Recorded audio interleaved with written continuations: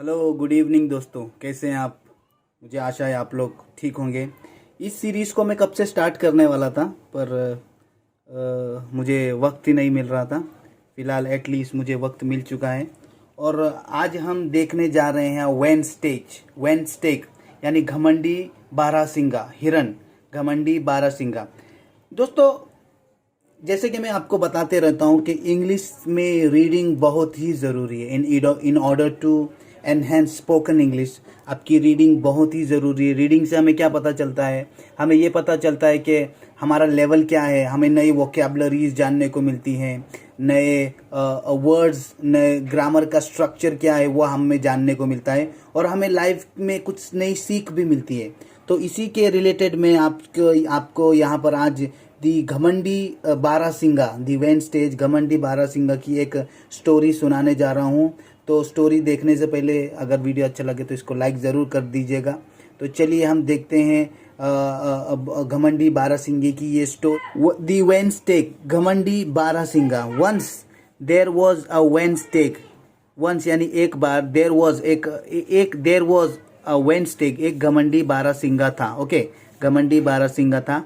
He would often go to a pond to see his reflection and say, he would, दोस्तों यहाँ पर he would often go यानी वह अक्सर जाया करता था। आपको पता है हम would को हम पास्ट में भी इस्तेमाल कर सकते हैं, जैसे कि मैं आपको बताता हूँ। he would often go, he would often go, he would often go, often, he would often go। तो इसकी जगह पर हम ही यूज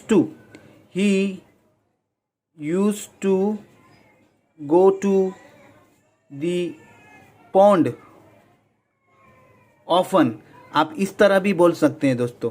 तो हम वुड को हम एज ए पास्ट हैबिट के तौर पे भी बता रहे हैं वुड को, और यूज टू को भी हम बता रहे हैं एज ए पास्ट हैबिट। पर आप याद रखिए कि यूज टू हम हर तरफ लगा सकते हैं, जैसे कि हम उसको लगा सकते हैं, यूज टू को हम लगा सकते हैं एक्शन में, स्टेट ऑफ एक्शन में, स्टेट ऑफ बीइंग में और स्टेट ऑफ पोजेशन में। पर वुड को हम सिर्फ स्टेट ऑफ एक्शन में ही लगाते हैं। वुड को स्टेट ऑफ एक्शन में ही हम लगाएंगे, याद रखिएगा दोस्तों, वुड को हम सिर्फ स्टेट ऑफ एक्शन में ही लगाएंगे। अक्सर जाया करता था पौंड यानी तालाब। ओके, पौंड यानी तालाब। टू सी हिज रिफ्लेक्शन, उसकी परछाई देखने के लिए, और परछाई देखने के लिए जाया करता था। और कहता था कि what handsome antlers, what handsome antler. Handsome यानी आप सबको पता है हैंडसम का मतलब क्या आता है, खूबसूरत होता है। ओके, ये मैं लिख के बता रहा हूँ आपको। एंटलर्स यानी सिंग, सिंह जो होते हैं ना, बारह सिंह उसके। आई हैव, मेरे पास है, हैव यानी होना, मेरे पास है। बट आई विश पर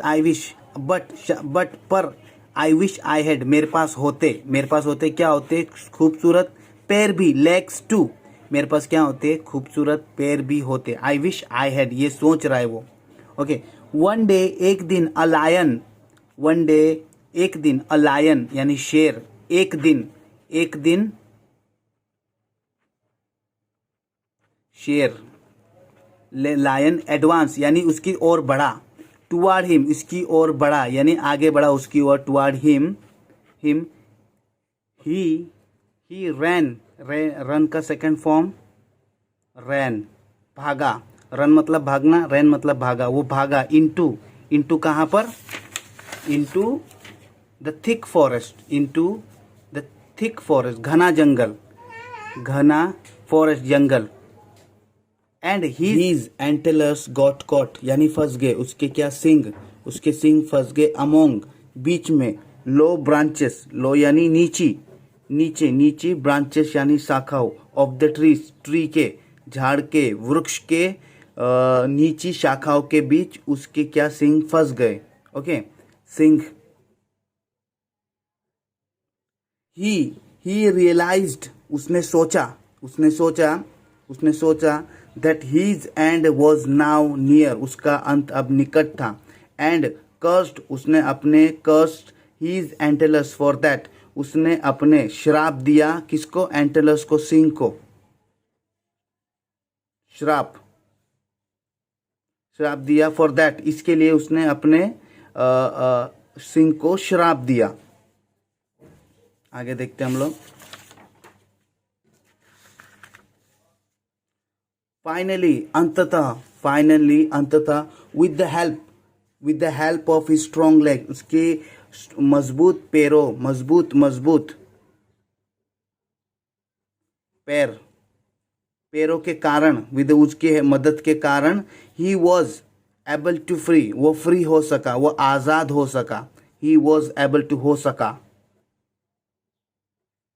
क्या आजाद, छुड़ा सका अपने आप को, आप यूँ कहेंगे, छुड़ा सका। हिमसेल्फ, अपने आप को, फ्रॉम दी ब्रांच यानी शाखाओं से वो छुड़ा सका। 10, इस वजह से द स्टेग यानी बारहसिंगा, स्टेग यानी manage to escape from the lion. Escape यानी अपने आप को भगा सका, छुड़ा सका, आज़ाद कर सका वहाँ से। बाय रनिंग फास्ट, बाय किस तरह से, तेज दौड़कर। बाय रनिंग फ्रॉम, किससे, सिंह से, शेर से। द स्टेग यानी बारहसिंगा ने सोचा, समझा कि उसके बदसूरत पैर ने उसकी जान बचाई है। सेव्ड हिज लाइफ, उसके बदसूरत पैर ने उसकी जान बचाई है। वाइल, जबकि his antlers could have been the cause, his antlers could have been हो सकते थे, कॉज ऑफ हिज डेथ, उसकी मौत का कारण हो सकते थे। कौन, उसके सिंह क्या हो सकते थे, उसकी मौत का कारण हो सकते थे। तो इससे क्या होता है, इससे हमको क्या सीख मिलती है, इससे क्या होता है, नेवर अगेन, उसने क्या किया, बारहसिंगा ने, never again did he think, उसने दोबारा ये नहीं सोचा कि देख, हिज लेग्स वर अगली, उसके पैर बदसूरत हैं। उसने दोबारा ये नहीं सोचा, नहीं समझा कि उसके पैर अगली है, बदसूरत हैं, बगली थे, बदसूरत थे, अगली है।